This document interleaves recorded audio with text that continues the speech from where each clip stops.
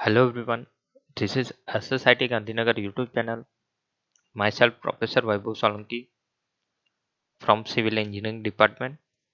6 semester में हमारा subject है अर्बन ट्रांसपोर्टेशन प्लानिंग। यूनिट 1 के लेक्चर नंबर 6 तक हम पहुंचे हैं। तो आज के लेक्चर नंबर 6 में हम हमारा जो कंटेंट रहने वाला है वो है मॉडलिंग टेक्निक्स इन प्लानिंग। कि अर्बन ट्रांसपोर्टेशन प्लानिंग में या तो अर्बन ट्रांसपोर्टेशन सिस्टम प्लानिंग में कौन कौन सी मॉडलिंग टेक्निक यूज होती है उसके बारे में आज हम डिस्कस करेंगे। हमने ऑलरेडी जो हमारा जो लास्ट लेक्चर था अर्बन ट्रांसपोर्टेशन प्लानिंग का, उसमें जो अर्बन ट्रांसपोर्टेशन सिस्टम प्लानिंग के जो फेज है वो चारों फेज के बारे में हमने डिस्कस किया था। वही फेज में आज फिर से रिपीट करूंगा यहाँ पे। तो अगर ये बहुत ही इंपॉर्टेंट क्वेश्चन है जीटीयू के पॉइंट ऑफ व्यू से, तो इन फ्यूचर अभी एग्जाम में अर्बन ट्रांसपोर्टेशन प्लानिंग के फेज के बारे में अगर आपको लिखना है तो उसके लिए मैं यहाँ पे प्रोवाइड कर रहा हूँ एक फ्लो चार्ट। हमने ऑलरेडी लास्ट लेक्चर में देखा था और फटाफट यहाँ पे रिवाइज कर लेते हैं कि हमने ऑलरेडी देखा था कि हमारा जो अर्बन ट्रांसपोर्टेशन सिस्टम प्लानिंग है वो टोटल 5 फेज में जा रहा है। ठीक है, 1, 2, 3, 4 और 5 यहाँ पे फेज मैंने ऊपर मेंशन करके रखे। फ्लो चार्ट हमने ऑलरेडी देखा था। ऑर्गेनाइजेशन या कोई फॉर्म है या गवर्नमेंट है, उसका कोई ना कोई अर्बन ट्रांसपोर्टेशन प्लानिंग के लिए जो गोल एंड ऑब्जेक्टिव है, अगर इंटरमीडिएट इम्प्रूवमेंट के लिए है या तो लॉन्ग टर्म के लिए ट्रांसपोर्टेशन का प्लानिंग कर रहे हैं, तो जो स्टडी एरिया हम चूज कर रहे हैं वहाँ पे हम 4 डिफरेंट फेज में वर्क करेंगे, जिसमें है इन्वेंटरी ऑफ एग्जिस्टिंग कंडीशन। जो एग्जिस्टिंग कंडीशन में जो हम इन्वेंटरी करेंगे वो, दूसरा है पब्लिक पॉलिसी डिसीजन, तीसरा है estimate end of future urban areas growth और चौथा है एस्टिमेशन ऑफ फ्यूचर ट्रैवल। तो ये 5 स्टेज के बारे में हमने डिस्कस किया था। तो ये स्टेज मैं अभी आपको फिर से डिटेल में एक्सप्लेन करूंगा कि सबसे पहले तो ये फ्लो चार्ट आपने ड्रॉ करके रखा है ऑलरेडी, और फिर से आपको ड्रॉ करना है और देखना है कि किस हिसाब से स्टेज आगे बढ़ रहा है अर्बन ट्रांसपोर्टेशन प्लानिंग के लिए। तो सबसे पहले मैं बात करूं कि phase of transportation planning process है तो कौन कौन से फेज है और उसमें कौन कौन सी मेजर एक्टिविटी इन्वॉल्व है। तो मेजर और माइनर एक्टिविटी इन्वॉल्व है उसके बारे में हम डिस्कस करेंगे। फेज 1 के बारे में डिस्कस करें तो फेज 1 क्या था कि फेज 1 था डिसीजन ऑफ प्लानिंग था। हम कभी भी जब कोई ऑर्गेनाइजेशन या कोई फर्म है, ठीक है, तो वो डिसीजन ऑफ प्लानिंग कर रहा है कि मुझे ट्रांसपोर्टेशन सिस्टम किसी भी सिटीज में या तो किसी मेगा सिटीज में या तो किसी भी अर्बन एरियाज में अप्लाई करना है या तो डिफाइन डेवलप करना है। तो वो जो प्लानिंग का फेज है वो फर्स्ट फेज है जिसे हम डिसीजन ऑफ प्लानिंग बोलेंगे। तो वो फर्स्ट फेज में जो मेजर एक्टिविटी इंक्लूड होगी जिसमें होगा गोल एंड ऑब्जेक्टिव और डिसाइड स्टडीज एरिया बाउंड्री की स्टडी एरिया, कौन से स्टडी एरियाज में हम ट्रांसपोर्टेशन प्लानिंग करने वाले हैं। तो ये दो चीजें हम इसमें इंक्लूड करेंगे। दूसरा है सेकंड फेज है आएगा इन्वेंटरी ऑफ एग्जिस्टिंग कंडीशन। हमने ऑलरेडी फ्लो चार्ट में देख लिया है, यहाँ पे फिर से मैं रिपीट कर रहा हूँ। अगर आपको ट्रांसपोर्टेशन के फेज प्लानिंग के जो प्रोसेस है उसके फेज आपको सिस्टम में लिखना है तो इसके हिसाब से आपको लिखना होगा। ठीक है, तो यहाँ पे मेजर और माइनर एक्टिविटी में सेकंड स्टेज में रहेगा कि इन्वेंटरी है कि जो स्टडी एरिया है उसका पॉपुलेशन क्या है, उसकी इकोनॉमिक एक्टिविटी क्या है, एजुकेशनल इकोनॉमिक एक्टिविटी में किस हिसाब से कनेक्टेड है, व्हीकल ओनरशिप क्या है, प्रेजेंटिव जनरेशन क्या है, लैंड यूज क्या है, inventory of existing transportation facilities और अवेलेबल मॉनेटरी रिसोर्स के कौन कौन से मॉनेटरी रिसोर्स अवेलेबल है। तो इन सभी मेजर और माइनर एक्टिविटी सेकंड स्टेज में इन्वॉल्व है। थर्ड स्टेज है public policy decision by the authority. जो भी अथॉरिटी है जो पब्लिक पॉलिसी डिसीजन लेने वाली है उसके अंदर कौन कौन सी एक्टिविटी इन्वॉल्व है अर्बन ट्रांसपोर्टेशन प्लानिंग प्रोसेस में। तो उसके अंदर पहली है identify the ratio of total population and employment in the study area. इस स्टडी एरियाज में जो इकोनॉमिक एक्टिविटी है वो पॉपुलेशन के हिसाब से कितना पॉपुलेशन है टोटल और इसके हिसाब से एम्प्लॉयमेंट कितना है। दूसरा है कि land use policy for distribution of the land, housing, industry, utilities की हाउसिंग, इंडस्ट्री और यूटिलिटीज के लिए कितने लैंड अवेलेबल है, पॉलिसी और कितना डिस्ट्रीब्यूशन है। तीसरा है decision for propose transportation facilities. चौथा है decision of the level of service to be provided. और पांचवा है पब्लिक एंड पॉलिटिकल कंसिडरेशन। तो ये 5 जो इम्पोर्टेंट स्टेज है और इम्पोर्टेंट एक्टिविटीज है वो थर्ड स्टेज में यानी थर्ड फेज में इन्वॉल्व है, जो फेज का नाम है public policy decision by the authorities. Fourth number का स्टेज है वो है estimation of future urban areas growth. जो फ्यूचर अर्बन एरियाज ग्रोथ है वो किस हिसाब से होगा, तो उसके लिए forecasting of population, economic activities, vehicle ownership और ट्रांसपोर्टेशन नेटवर्क, ये सारी चीजें और ये सारी एक्टिविटीज इसमें इन्वॉल्व होगी। और उसके बाद का स्टेज है एस्टिमेट ऑफ फ्यूचर ट्रैवल। तो एस्टिमेट ऑफ फ्यूचर ट्रैवल में जो estimate of future trip generation क्या रहेगी, estimate of future interzonal trip यानी ऑडिमेट्रिक्स, ओरिजिन एंड डेस्टिनेशन के हिसाब से इंटरजोनल ट्रिप किस हिसाब से जनरेट होगी फ्यूचर में।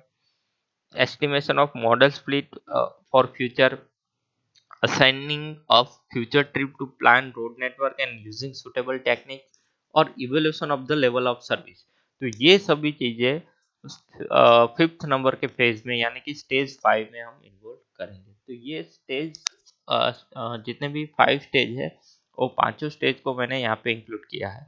अगर जीटीयू में अगर क्वेश्चन आ रहा है, एग्जामिनेशन में आपके पास क्वेश्चन आ रहा है कि phase of transportation planning process detail में समझाओ, तो उसके लिए आपको ये 5 स्टेज आपको टू दी पॉइंट यहाँ पे जो मैंने इंडिकेट किया है उसके हिसाब से आपको कंपलसरी लिखना है।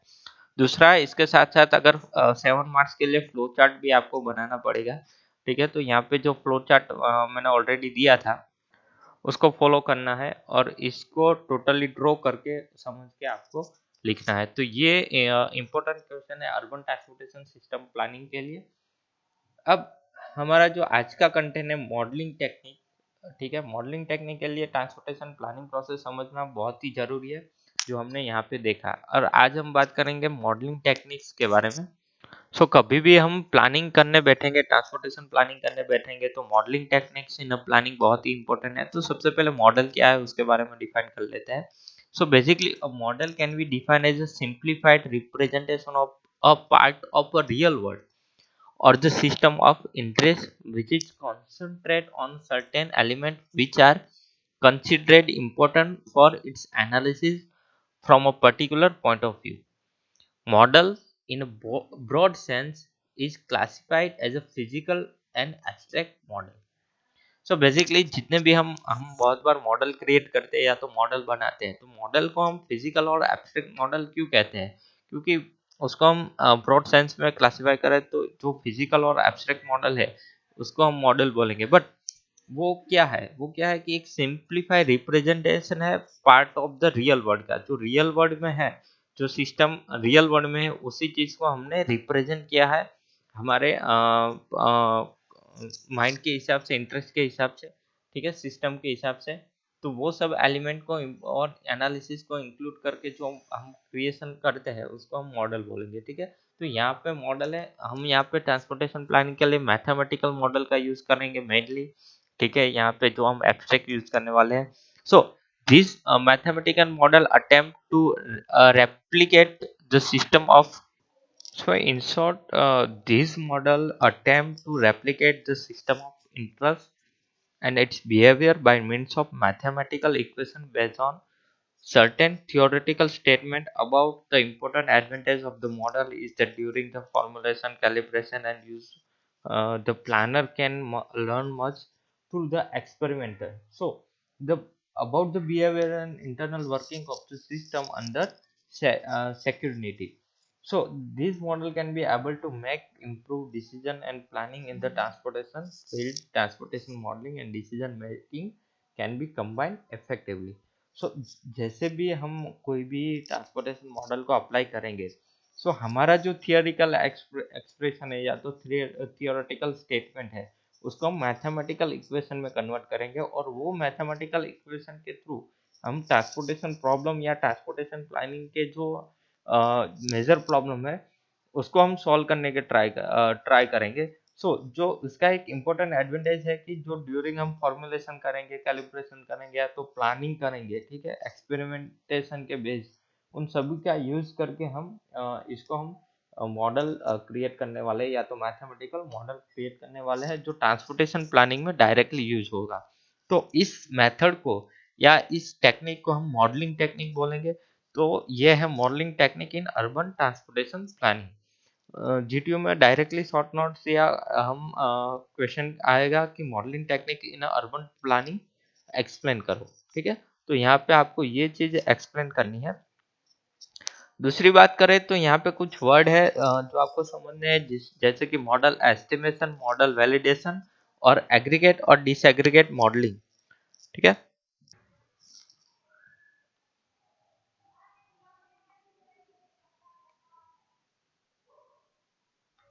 सो मॉडल एस्टिमेशन क्या है कि model estimation involve finding the value of the parameter which make the observe data more likely under the model specification.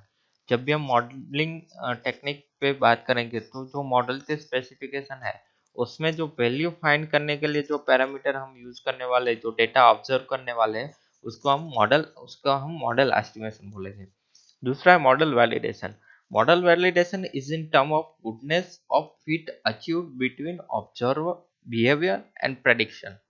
कि जो भी हम मॉडल के डेटा जो हमने ऑब्जर्व किए हैं वो डेटा के हिसाब से जो बिहेवियर है और जो प्रेडिक्शन है, ठीक है, वो जो हम अचीव करने वाले हैं उसको हम वैलिड करेंगे कि कितना वैलिडेशन है, कितना वैलिड है। तो वो गुडनेस ऑफ फिट कि कितना फिट हो रहा है हमारे एक्चुअल मॉडल के हिसाब से। तो उस टेक्निक को हम मॉडल वैलिडेशन बोलेंगे, ठीक है। So the main use of models in a practice is for conditional forecasting. The model will produce estimate of the dependent variable given a set of independent variable। कि जो भी हम estimate करने वाले हैं जिसमें हम मॉडल के लिए जो डिपेंडेंट और इंडिपेंडेंट वेरिएबल यूज करने वाले हैं, ठीक है, एक मैथमेटिकल इक्वेशन के लिए। So, a model is normally used to test range of alternative plan for a range of possible assumption about future value of the other variable। कि डिफरेंट डिफरेंट वेरिएबल के लिए हमारा जो प्लान है transportation का उसको हम अप्लाई कर सकें। सेकेंडली एग्रीगेट मॉडलिंग और डिसएग्रीगेट मॉडलिंग क्या है कि aggregate modelling has a aggregation of the measurement of data. कि जो एग्रीगेशन करने वाले जो हमारे पास मेजरमेंट है, यानी कि a given data item represent an average over a group of traveller और एनी कमोडिटी। कि जो भी डेटा है उसको हम एवरेज और ओवर ग्रुप ऑफ ट्रैवलिंग और एनी कमोडिटी का जो डेटा है, अगर एग्जांपल ले तो उस डेटा को जो हम रिप्रेजेंट करेंगे तो उसका measurement of data aggregation form में होगा, ठीक है। तो उस एग्रीगेशन को हम एग्रीगेट मॉडलिंग करेंगे। Wherever disaggregate modelling consider the behaviour of individual. कि पर्टिकुलर कोई पर्सन का ट्रैवलिंग डेटा, तो उसको हम डिसएग्रीगेट मॉडलिंग में यूज करेंगे। यानी कि ग्रुप ऑफ ट्रैवल और ग्रुप ऑफ कमोडिटी का डेटा हमने वो रिप्रेजेंट करेगा एग्रीगेशन ऑफ मेजरिंग डेटा, और पर्टिकुलर पर्सन का ट्रैवलिंग डेटा या पर्टिकुलर यूनिट, सिंगल यूनिट का ट्रैवलिंग डेटा और उसका बिहेवियर ऑफ इंडिविजुअल, उसको हम कंसीडर करेंगे डिसएग्रीगेट में। तो यहाँ पे हुआ डिसएग्रीगेट और aggregate modelling. So, the general mathematical model used in a transport planning are as follow। जो जनरल मैथमेटिकल मॉडल हम यूज करने वाले हैं मॉडलिंग के लिए, तो उसमें पहली चीज है सिंगल वेरिएबल लीनियर फंक्शन। जो जो हमारा लीनियर इक्वेशन है, तो मैथमेटिक इक्वेशन हम सभी को पता है वेरिएबल के लिए y is equal to a plus b x, ठीक है। जहाँ पे y क्या है, तो y है डिपेंडेंट वेरिएबल जो डिपेंड करता है वेरिएबल पे, ठीक है। और x क्या है, तो x है इंडिपेंडेंट वेरिएबल। तो हमारा लीनियर इक्वेशन है y is equal to a plus b x, वहाँ पे y is equal to dependent variable and x is equal to independent variable. और यहाँ पे a b दोनों क्या है, a और b दोनों कांस्टेंट है, ठीक है। आगे जैसे हम नेक्स्ट लेक्चर या तो नेक्स्ट चैप्टर में जब हम प्लानिंग करेंगे ट्रिप जनरेशन, ट्रिप डिस्ट्रीब्यूशन, उसमें ये फंक्शन का हम बहुत ही यूज करने वाले हैं, ठीक है।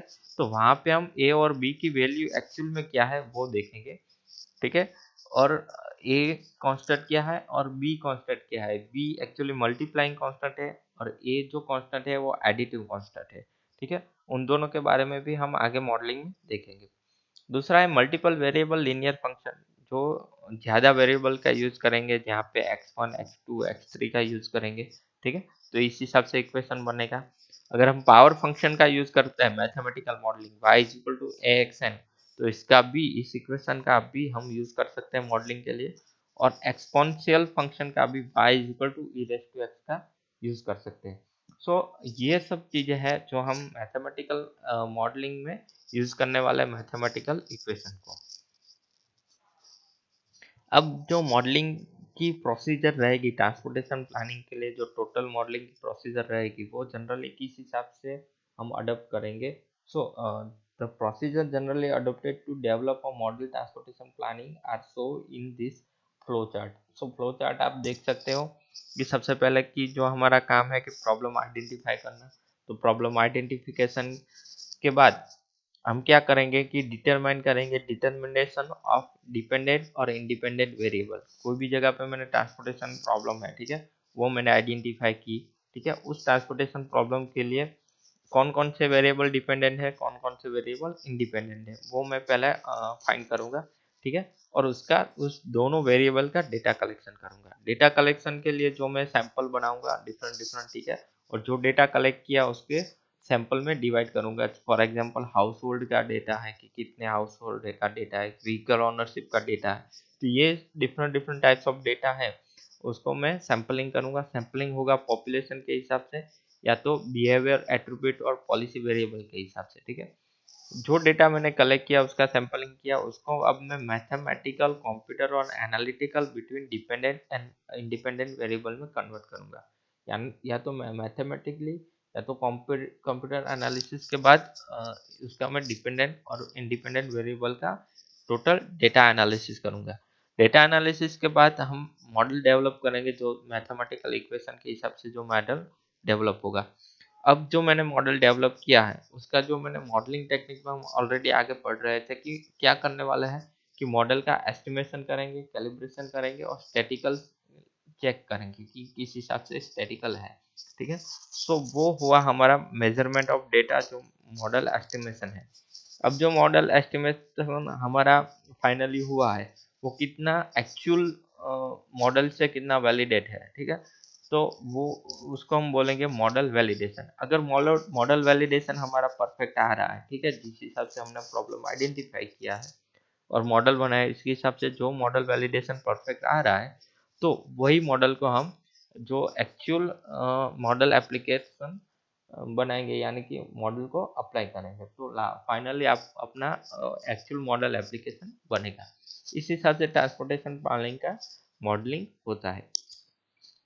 तो यहाँ पे आज का जो हमारा टॉपिक था ट्रांसपोर्टेशन प्लानिंग मॉडलिंग किस हिसाब से होता है, तो हमने यहाँ पे मॉडलिंग टेक्निक्स इन प्लानिंग, जिसमें मॉडल क्या है उसको डिफाइन किया है और बाकी की थियरी मैंने यहाँ पे इंडिकेट की है। उसके बाद डेफिनेशन है एस्टिमेशन की, वैलिडेशन की, एग्रीगेट मॉडलिंग और डिसएग्रीगेट मॉडलिंग की, और डिपेंडेंट और इंडिपेंडेंट वेरिएबल मैथमेटिकल इक्वेशन में किस हिसाब से यूज करेंगे और प्लानिंग के हिसाब से किस हिसाब से प्रोसीजर है फ्लो चार्ट में। तो ये सभी आपको 7 मार्क के लिए जो क्वेश्चन है मॉडलिंग टेक्निक का, उसमें आपको शो करना है, ठीक है, और लिखना है। तो ये हमारा एक इम्पोर्टेंट क्वेश्चन हो गया मॉडलिंग टेक्निक के लिए, ठीक है। जो जीटीयूज में हम देखें तो जो क्वेश्चन रहेगा आपका वो रहेगा कि importance of the, explain the importance of the transportation planning, modelling in transportation planning, describe modelling approach and procedure generally adopted for transport planning. तो ये चीज़ें आपको ये सब आंसर आपको क्वेश्चन में लिखने हैं, ठीक है। सो आज के लिए जो हमारा लेक्चर था मॉडलिंग टेक्निक वो यहाँ पे कंप्लीट होता है। Thank you.